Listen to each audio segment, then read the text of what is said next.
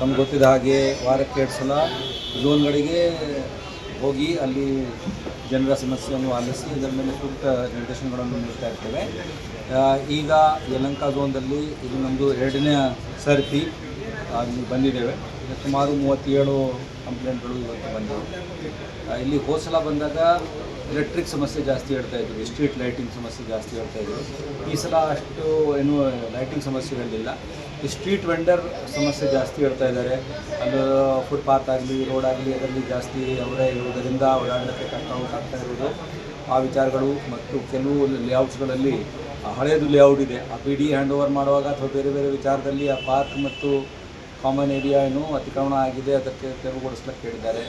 ಮತ್ತು ಮೇಜರ್ ಆಗಿ ಸಮಸ್ಯೆ ಬಂದಿದ್ದು ಈಗ BWSSBಗೆ ಸಂಬಂಧಪಟ್ಟಂತೆ ಇಲ್ಲಿ ಒಂದು ಚೊಕ್ಕನಹಳ್ಳಿಯಲ್ಲಿ ಒಂದು ಜಲಗಾರ ಆಗಬೇಕಾಗಿತ್ತು, ಅದು ಆಗದೇ ಇರುವುದರಿಂದ ನೀರು ಪೂರೈಕೆ ಆಗ್ತಾಯಿಲ್ಲ. ಸೊ ನಾವು ಬೋರ್ವೆಲ್ಲಿಂದನೇ ಮಾಡ್ತಾಯಿದ್ದೀವಿ. ಸದ್ಯಕ್ಕೆ ಆ ಬೋರ್ವೆಲ್ ಕೆಲವು ತಿಂಗಳು ನಾವು ನೋಡ್ಕೊಳ್ತೀವಿ, ಆಮೇಲೆ BWSSBಗೆ ಹ್ಯಾಂಡ್ ಓವರ್ ಮಾಡ್ತಾಯಿದ್ದೀವಿ.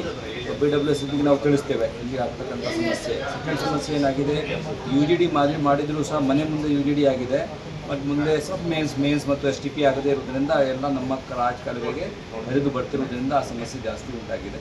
ಅದಕ್ಕಾಗಿ ನಾವು ಪ್ರಯತ್ನ ಪಡಬೇಕು, ನಾವು ಮತ್ತು BWSSB ಸೇರಿಕೊಂಡು. Thank you.